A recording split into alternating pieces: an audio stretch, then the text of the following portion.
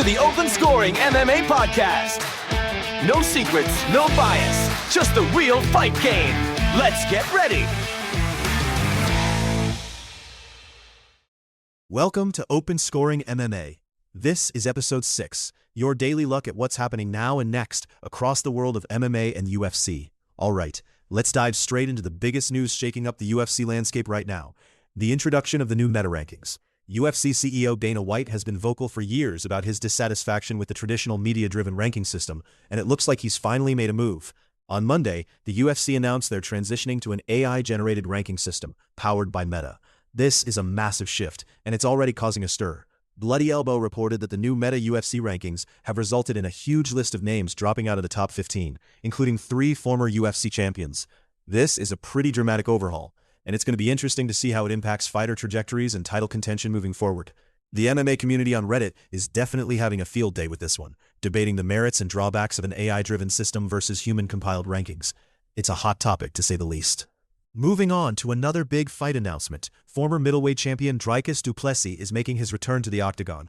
MMA Weekly and Yahoo Sports MMA both reported that Du Plessis will be in the main event of UFC Fight Night 281 on July 18th, facing off against former welterweight title holder Kamaru Usman. Word is, this will be Du Plessis' first fight since losing the title to Khamzat Chimaev last August.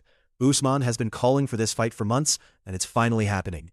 Du Plessis explained that he wanted this fight because it's a huge name and a chance to get back into the win column against a high-caliber opponent. It's a classic striker versus grappler matchup, and it's going to be a barn burner. Du Plessis is looking to re-establish himself at the top of the middleweight division, and a win over a legend like Usman would be a massive statement. Now, let's talk about some other fight news and roster moves.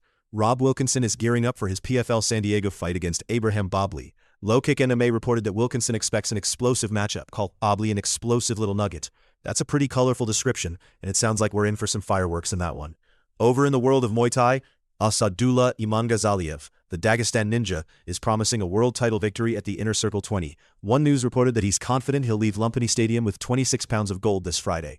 That's a bold claim, and we'll see if he can back it up. We've also got some interesting fighter opinions floating around. Islam Makhachev has given his thoughts on Aizel Makhachev's style ahead of UFC 330, according to BJPenn.com.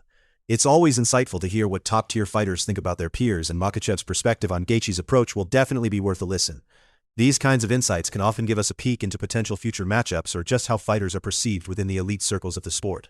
Let's take a quick look at the odds for an upcoming headliner. We've got Beksat Almakhan versus Zhang Matsuoto. Zhang Matsuoto is currently the betting favorite in this one, and the line has held steady since we last checked. This indicates that the odds makers and the betting public are pretty confident in Matsuoto's chances, but Almakhan as an underdog could be an interesting play for those looking for a bit more value. It's a tight matchup on paper, but the money is leaning towards Matsuoto. Looking ahead to the next 2 cards, we've got UFC Fight Night 281 on July 18th, headlined by the Dricus Du Plessis versus Kamaru Usman middleweight clash we just discussed.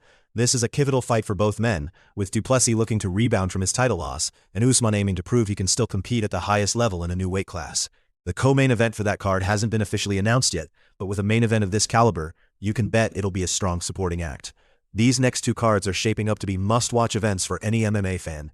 That's all for today's Open Scoring MMA. Before you go, 2 quick things. Check out our free fight tracker at tracker.openscoringmma.com with every upcoming UFC and PFL card, live odds, and where to watch, all in one place. And follow us on YouTube. Just search Open Scoring MMA for breaking news alerts, fight breakdowns, and videos you won't get here on the feed. That's it for today's Open Scoring MMA. Keep your hands up, and we'll see you next time.